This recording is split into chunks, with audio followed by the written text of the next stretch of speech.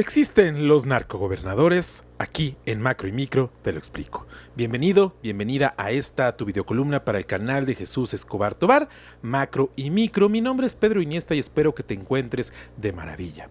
El día de hoy toca retomar el tema del papel de los gobernadores en el narcotráfico y en la delincuencia organizada, sobre todo a raíz de esta acusación que existe en el Departamento de Justicia de Estados Unidos en contra del gobernador de Sinaloa, Rubén Rocha Moya.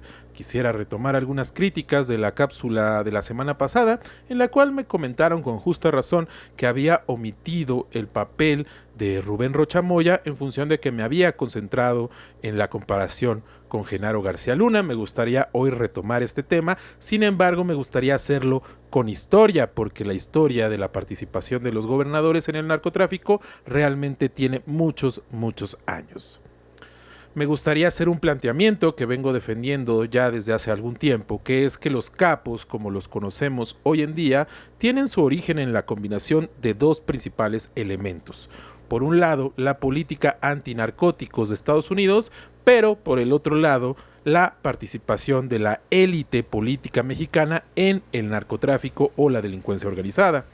Su origen fundante se encuentra, sí, en la criminalización del narcotráfico, como mucha gente afirma en muchos espacios de análisis, que data por ahí de los años 40, cuando se comienza a criminalizar en mayor medida el narcotráfico en nuestro país. Pero también encuentra su origen en la construcción de un mercado de la venta de la protección política que estableció la élite gobernante mexicana priista, en la cual los gobernadores priistas tuvieron un papel central. Para empezar una anotación, hay que entender en la economía criminal la venta de la protección política como una mercancía en sí, es decir, que aquellos que tienen la facultad de dotar de impunidad y protección política a los grandes criminales pueden vender esta protección. Un investigador de la política criminal en Italia, Michel Mise, lo define de la siguiente forma: no hay mercados ilegales sin corrupción, entendiendo la corrupción no como una práctica en la cual se hace una excepción de la ley, sino como una manifestación de un mercado estable en donde se comercializa la protección política como una mercancía. Entonces, entiende cómo es que los políticos, una vez que ingresaron a ciertos cargos públicos, pueden vender su propia protección política para favorecer a criminales. Es así como nos distanciamos de centrarnos exclusivamente en las drogas como la única mercancía importante en la economía criminal, y en realidad en México es mucho más importante la protección política. Ahora bien, otra aclaración: analizar la seguridad pública es una de las cosas que más se complica en nuestro país, sobre todo por la información disponible, que en realidad es muy poca información disponible sobre crimen organizado es realmente fiable. La mayor cantidad está en realidad atravesada por intereses, por la secrecía, por filtraciones, etcétera, etcétera, etcétera. En ese sentido, aparentar certeza por parte de un analista en seguridad es en realidad una bandera roja. Esto quiere decir que no debemos dar por sentado absolutamente nada, independientemente de que nos lo diga el mejor especialista en crimen organizado. Y es que las ideas que tenemos sobre el narcotráfico en realidad están atravesadas por las ideas que tenemos del propio Estado mexicano. En ese sentido, existen imaginarios muy errados o parciales sobre el pasado y la relación que se guardaba del Estado mexicano, del PRI, con el crimen organizado. Por ejemplo, se piensa en el PRI, en el Partido de la Revolución Institucional, el Partido de Estado, como un monolito, como un actor cuya cabeza era el presidente de la República, y que desde que nace con sus antepasados el Partido de la Revolución Mexicana y el Partido Nacional Revolucionario, pues funcionaba exactamente igual, inundando cada aspecto de la política y de la administración pública mexicanas. Sin embargo, la falta de democracia en el priismo no implicaba que el poder en realidad no se disputara en las filas del propio partido y en la política del Estado mexicano, gobernado por una sola fuerza política formal. En ese sentido, el imaginario presidencialista colocaba al jefe del Ejecutivo como un hombre omnipresente y omnisapiente, pero esto no necesariamente funcionó así siempre y en todos los aspectos. Este imaginario en realidad no toma en cuenta el papel que tenían las propias élites políticas locales y regionales en la definición del poder y de la política nacional. El partido y su dinámica interna implicaba una forma de disputar el poder. No todo estaba definido en un plan presidencial imposible de no implementar. En esa disputa política interna, no democrática, el gobernador en realidad tenía un papel fundamental en el control de las élites locales, mediando entre el Estado, como su representación, y los grupos políticos a nivel local. El texto del sociólogo Rogelio Hernández, El Centro Dividido, analiza precisamente ese papel del gobernador como regulador en las élites locales, una especie de mini presidente en su propia demarcación geográfica. Dentro de su papel se encontraba la definición de la política local del partido, lo que sin dudas implicaba un gran poder, pues incluía la elección de los presidentes municipales, así como de su propio sucesor en el cargo a gobernador. Igualmente, este cargo se convertía en una plataforma para impulsar la propia carrera en el partido a nivel nacional, lo que pues también volvía a los gobernadores presidenciables en algunos momentos. En palabras del propio Rogelio Hernández, los gobernadores ejercían un control tan firme y vertical que no tenía ni el presidente de la República sobre los órganos nacionales. Mientras el presidente debía conciliar intereses variados para aprobar nombramientos y delegar funciones en algunas instituciones nacionales para atender realidades distintas, los gobernadores tenían a su disposición el control completo del partido, el Congreso y las presidencias municipales, y podían negociar con ventaja con sindicatos y asociaciones privadas. Mi hipótesis aquí es que dentro de su papel como mediador de la política local también se incluía la función de interceder por el Estado ante la economía criminal. No es casual que la mayoría de los capos hayan provenido de las instituciones de seguridad pública, sí, pero del nivel estatal. De hecho, el jefe de jefes, Miguel Ángel Félix Gallardo, había sido policía judicial en el estado de Sinaloa, además de ser guardaespaldas del hijo de Leopoldo Sánchez Celis, el gobernador sinaloense, entre los años 1963 y 1968. Retomando aquel inicio de la segunda mitad del siglo XX, quiero traer a colación un texto de Luis Astorga, un sociólogo también estudioso del crimen organizado y el narcotráfico, Drogas sin Fronteras, en el que expone una división del trabajo en el narcotráfico a mediados del siglo pasado planteada por el general Jesús Arias Sánchez, comandante de la 9ª Zona Militar y del sector militar de la campaña contra Enervantes en Sinaloa desde 1958. El militar dividía al narcotráfico en 3 eslabones. Primero, los campesinos productores, los más bajos de la cadena, quienes producían principalmente la amapola y la marihuana, que finalmente otros actores iban a traficar. Estos otros actores los identificaba como intermediarios. Para mí, estos intermediarios son el origen de los capos como los conocemos hoy en día, quienes asumían las labores logísticas de transporte y de intermediación entre el negocio ilegal y el lavado de dinero. En este lavado de dinero, pues el principal papel era de los llamados grandes narcotraficantes, así le llamaba el mismo general. Estos grandes narcotraficantes incluían principalmente a personajes de la élite local, política y económica, quienes finalmente proveían de los insumos y hacían las labores de lavado de dinero que provenían del narcotráfico. ¿Qué pasa después? En los años 70 se incrementa la intervención del ejército en contra del narcotráfico, sobre todo a raíz de la llamada Operación Cóndor. ¿Qué es la Operación Cóndor? Es esta operación impulsada principalmente por la DEA, pero asumida completamente por los presidentes, quienes pues ordenan el envío de al menos 8,000 militares a la zona del Triángulo Dorado, que se encuentra entre Sinaloa, Chihuahua y Durango, donde se producía la mayor cantidad de amapola que se producía en nuestro país. En ese sentido, pues tenemos que diferenciar el actuar del Estado mexicano, representado por su élite política, el priismo, y el actuar de las Fuerzas Armadas, representado principalmente por el ejército. Hay muchos autores que hablan sobre la autonomía del ejército frente a la élite política nacional, una de las razones por las cuales Estados Unidos siempre habría impulsado su participación en las campañas contra el narcotráfico.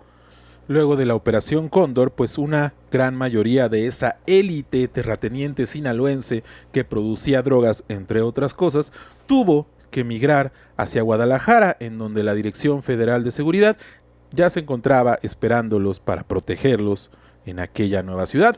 En estos años, en los años 70, pues también se incrementa exponencialmente el tráfico de cocaína por nuestro país. Esto cambia completamente el panorama, no solo porque se empieza a ingresar una cantidad cada vez mayor de recursos a través del tráfico, del trasiego de drogas por nuestro país, sino sobre todo porque se agrega un tercer elemento dentro de las cadenas de valor que en teoría debían ser interceptadas en nuestro país.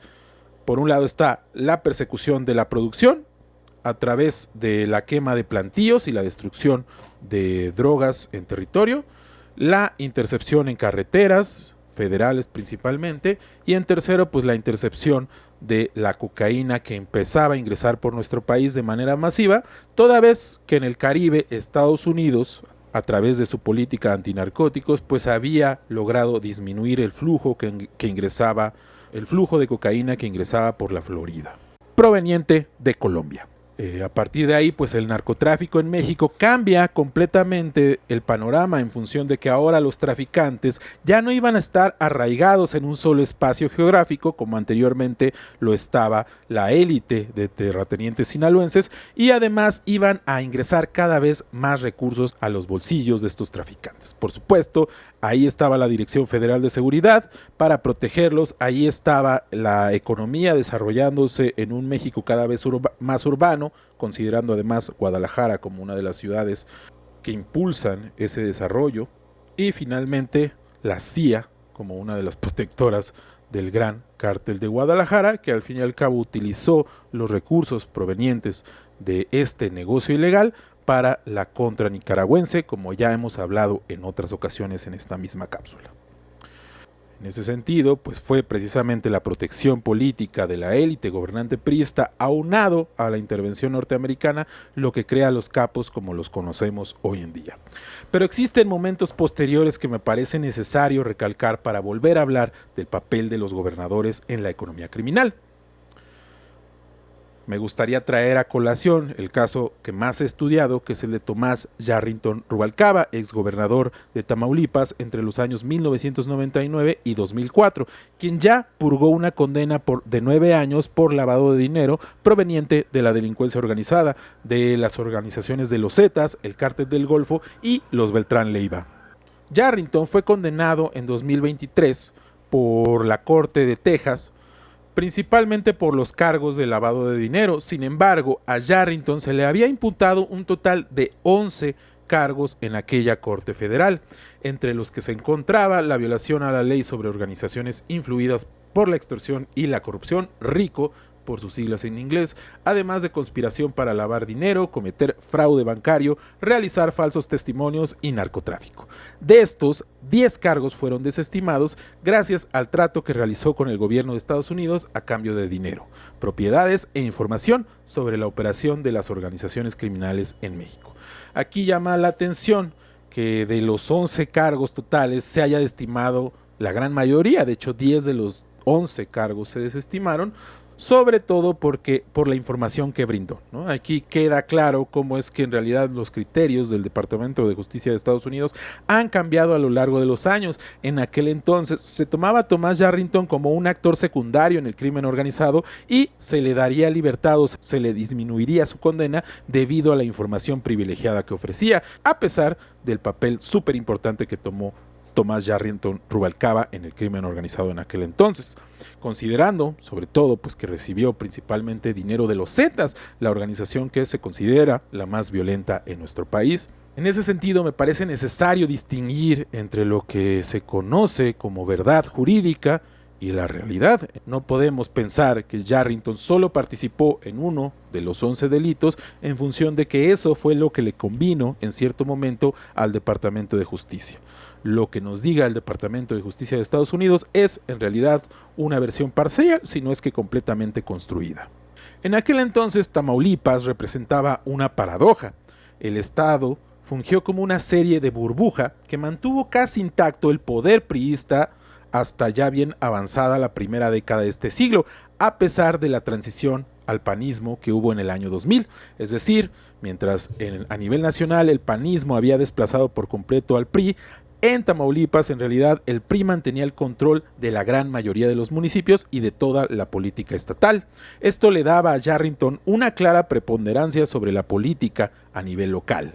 Para ver el nivel o el poder que tenía el exgobernador, me parece necesario traer a colación las elecciones que hubo en 2004, donde se elige al sucesor de Yarrington, quien también enfrentó a la justicia por cargos relacionados con narcotráfico y lavado de dinero.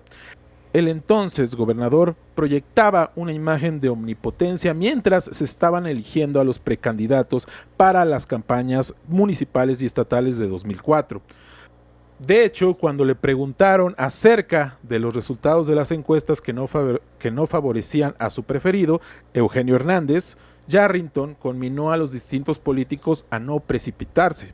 Cito: probablemente los relojes de ustedes pudieran estar un poquito adelantados, un poquito atrasados con respecto al reloj del gobernador. Pero para el comentario que les voy a hacer y para cualquier otra situación que esté ocurriendo en Tamaulipas, la única hora que cuenta, como debe de ser, es la del gobernador.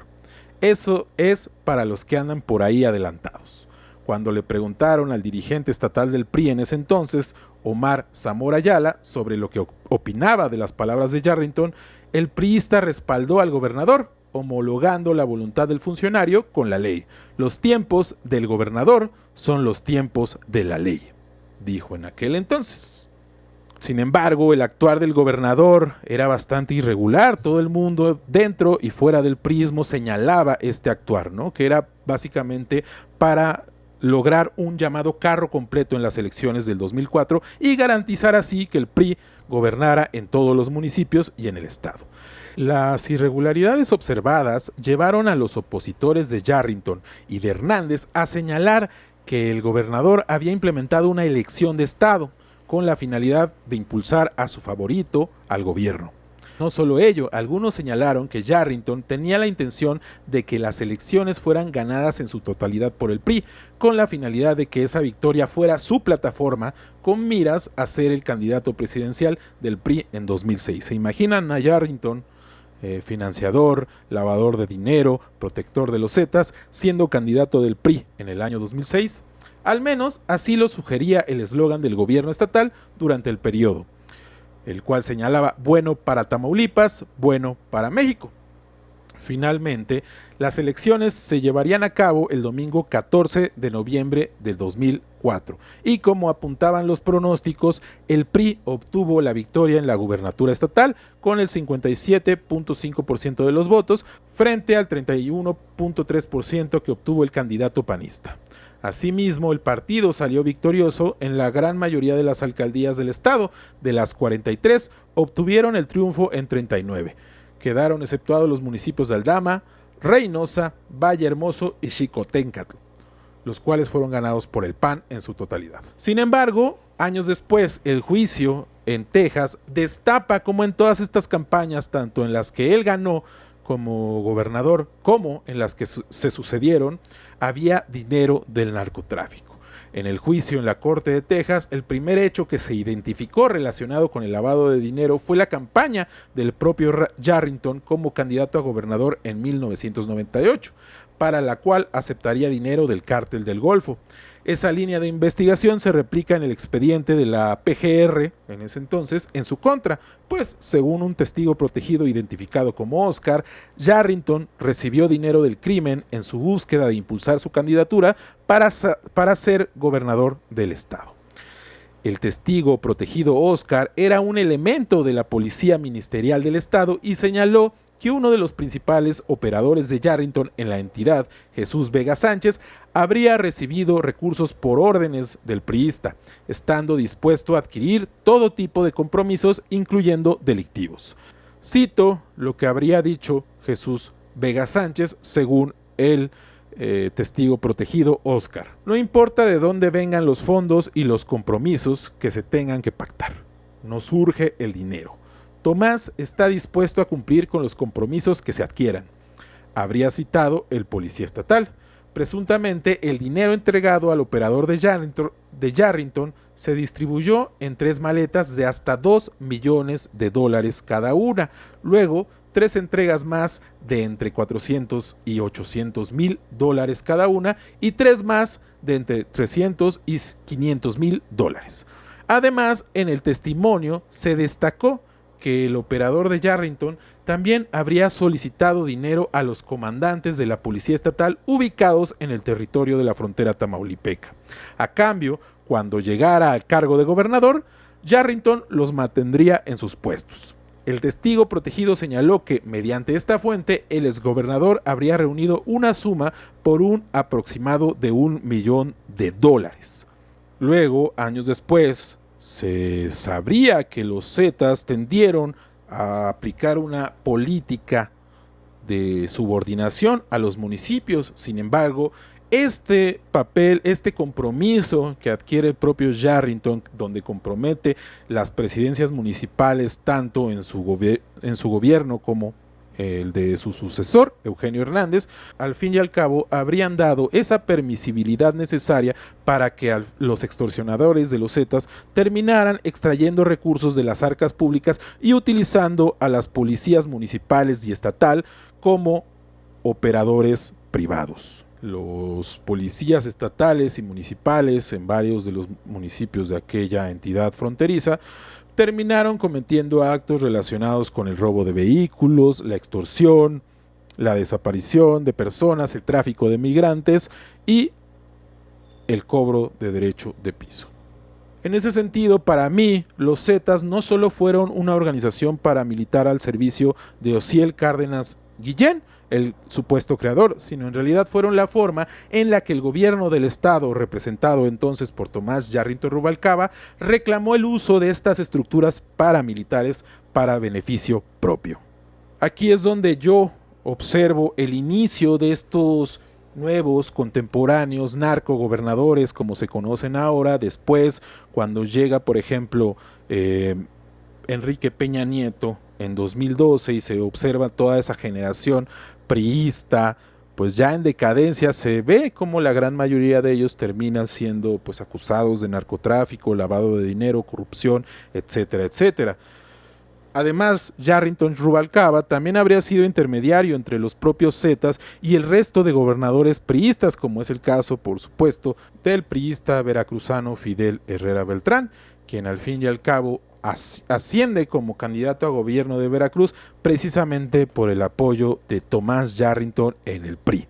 Esto no es menor en función de que no serían los Zetas expandiéndose por su propia cuenta, sino que contarían permanentemente con ese vínculo institucional que representó en ese entonces el Partido Revolucionario Institucional, quien aún tenía varios estados en su poder. Fue así como nacen los llamados narcogobernadores, como estos actores que protegen a las estructuras criminales, que reciben dinero proveniente de ellas y finalmente quienes los lavan y los protegen ante el Estado mexicano. En ese entonces fue, pues, cuando se da inicio en esta tradición de la política mexicana de los llamados narcogobernadores, ¿no? Sin embargo, hay que contemplar que esa política de persecución permanente que se tiene como expectativa frente al narcotráfico, frente a quienes lo protegen, en realidad ha sido contraproducente, sobre todo considerando que el mayor promotor es el mismo Estados Unidos, uno de los principales creadores, repito, de los capos como los conocemos hoy en día. Y esto lo traigo a colación sobre todo por esta última operación anunciada por la CNN de la CIA en contra de un capo mexicano. Ya sabemos que tras la explosión de un vehículo en el que presuntamente se trasladaba Francisco Beltrán, alias El Payín, pues la CNN filtró una información en la cual la CIA se adjudicaba como la agencia que se encontraba detrás de esta operación. A pesar de que tanto el gobierno mexicano como la propia CIA han rechazado estas versiones, es bastante alarmante el hecho de la filtración en sí misma, ¿no? Considerando que además todas las operaciones de la CIA en territorio son clandestinas. Según la nota, desde el año pasado, la CIA lleva un rato operando en México de manera directa en ataques mortales en contra de mandos medios de los cárteles mexicanos, ¿no? Según las fuentes del propio CNN. En ese sentido, hay que preguntarse en realidad a través de quiénes están operando. Después, de hecho, el diario New York Times también sacó su propia versión en donde se decía que la CIA no había intervenido de manera directa, sino que le había indicado a un tercer actor, probablemente una fuerza paramilitar, en dónde atacar o cómo atacar. Esto de la fuerza paramilitar pues llama la atención precisamente porque ha sido lo que ha recomendado históricamente y ha sido también al mismo tiempo lo que ha generado la violencia intrínseca en la economía criminal mexicana. De tal suerte no es lo relevante en sí la violación de la ley, sino también las medidas que históricamente tanto Estados Unidos como el gobierno mexicano han implementado para supuestamente combatir al narcotráfico. Si consideramos que la CIA sabe plenamente que el ataque a capos y a medianos capos genera la llamada atomización y con ello genera una mayor violencia, una ola de violencia como muchas veces se dice, entonces al final podríamos concluir que la CIA busca precisamente que la violencia en México se incremente. Si además ha atacado a capos de manera anónima, de manera subterránea y de manera oculta, podemos concluir que en realidad busca calentar la plaza. Imagínense esto, una agencia internacional buscando calentar la plaza, incrementar la violencia en nuestro país, con la finalidad de ¿qué? De incrementar su intervención. Esto fue Macro y Micro para el canal de Jesús Escobar Tobar. Mi nombre es Pedro Iniesta. Espero que nos veamos en otra ocasión. Hasta la próxima.